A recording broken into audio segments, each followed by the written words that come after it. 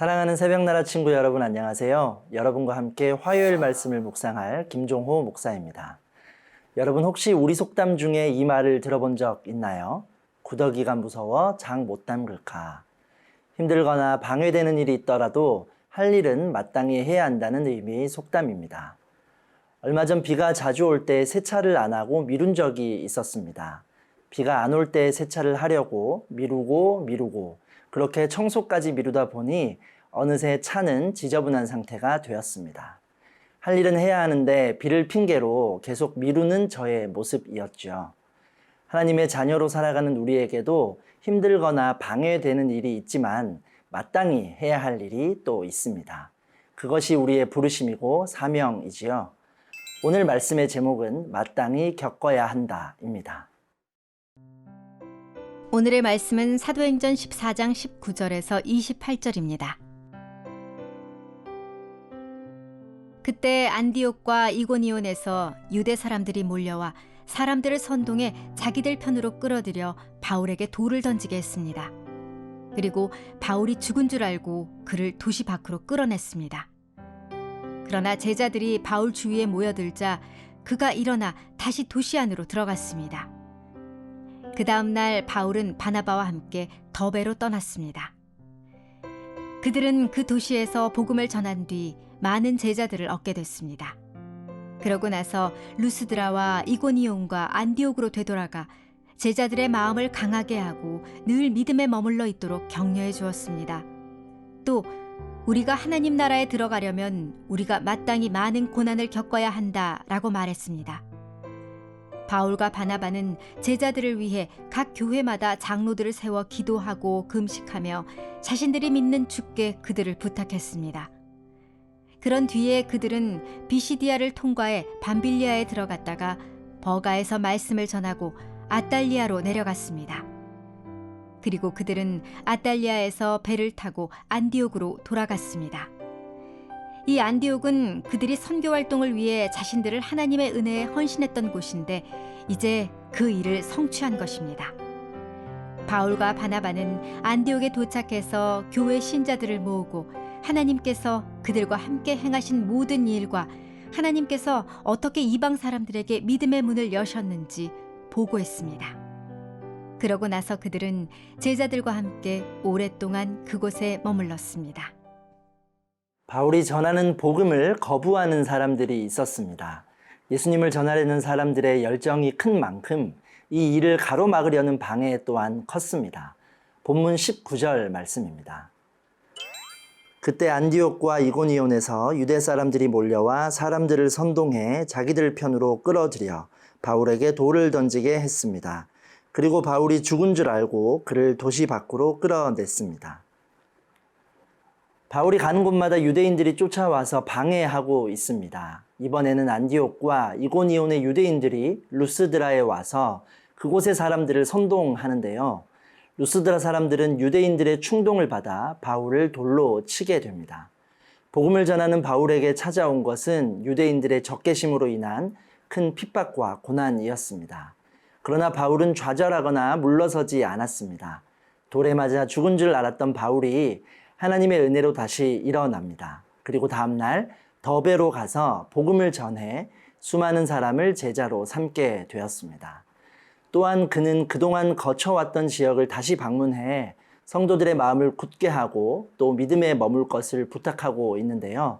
또다시 유대인들에게 핍박을 당할 수 있었지만 제자들을 권면하기 위해 위험을 무릅쓰고 방문했던 것입니다. 돌에 맞아 죽을 뻔하고 많은 고난을 겪게 되지만 바울은 이 일들이 예수님의 제자로서 마땅히 겪어야 할 일임을 고백하고 있습니다. 본문 22절 말씀입니다. 제자들의 마음을 강하게 하고 늘 믿음에 머물러 있도록 격려해 주었습니다. 또 우리가 하나님 나라에 들어가려면 우리가 마땅히 많은 고난을 겪어야 한다라고 말했습니다. 여러분, 우리가 사는 이 시대에는 우리의 신앙 때문에 돌을 맞는 것과 같은 고난은 잘 없겠지만 말과 분위기와 상황으로 우리를 움츠러들게 만드는 일이 존재합니다. 그러다 보니 우리가 믿음을 지켜나가는 것이 참 쉽지 않은 일로 보여지기도 하는데요. 믿음의 삶에는 핍박과 고난이 따라오고 또 믿음이 있다고 우리가 꽃길만 걸어가는 것이 아니기 때문입니다. 하나님 나라에 들어가려면 우리가 마땅히 많은 고난을 겪어야 한다는 바울의 이 담대함과 의연함이 우리의 고백이 되기를 원합니다. 어려움 속에서도 하나님 나라를 소망할 때, 또 꽃을 바라보는 것보다 열매를 소망하며 나아갈 때 하나님의 일하심을 보게 되는 은혜를 경험할 수 있습니다. 사랑하는 새벽나라 친구들, 하나님 나라를 위해 내가 기꺼이 감당해야 할 어려움이 있다면 무엇인가요? 하나님을 신뢰하고 순종의 길을 따르는 여러분을 통해 복음의 능력이 나타나는 삶이 되기를 소망합니다.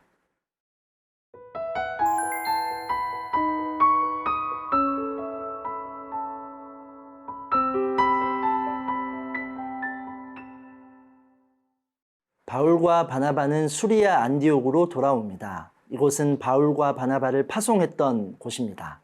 그들은 교회를 모아 그간의 선교 사역을 보고하는데요. 본문 27절 말씀입니다.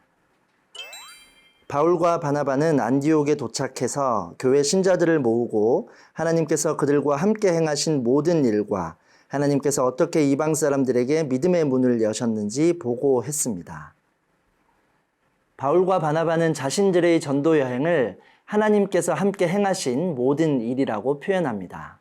선교 사역의 주체가 하나님이심을 분명히 하고 있는 것인데요. 또한 이 전도 여행을 통해 하나님께서 이방인들에게 믿음의 문을 여신 것을 말하며 복음 전도의 새로운 차원이 열리게 되었음을 알리고 있습니다. 이렇게 1차 전도 여행의 이야기를 마무리하면서 그 어떤 사람이라도 복음을 듣고 예수 그리스도를 영접하면 하나님의 자녀가 된다는 사실을 고백하고 있는 것이죠. 이들은 자신들의 수고는 뒤로 한 채 하나님의 역사하심을 찬양하며 높이고 있는데요. 사실 전도 여행 중에 여러 핍박과 어려움을 당하며 쫓겨나는 일도 있었지만 그들의 시선은 그들을 괴롭게 했던 상황을 바라보지 않았습니다. 그 속에서도 하나님을 보고 느끼고 체험하게 하시며 격려하시는 선물 같은 은혜를 바라보았던 것이죠. 여러분, 세상의 소리가 아닌 하나님의 음성에 우리가 귀를 기울일 때, 또 세상의 가치관과는 다른 우리의 믿음을 드러내는 일은 반대와 공격에 부딪힐 수 있습니다. 외부의 여러 유혹과 시선 때문에 또 우리 마음이 연약해지고 믿음에 머물지 못하도록 흔들릴 때가 있습니다.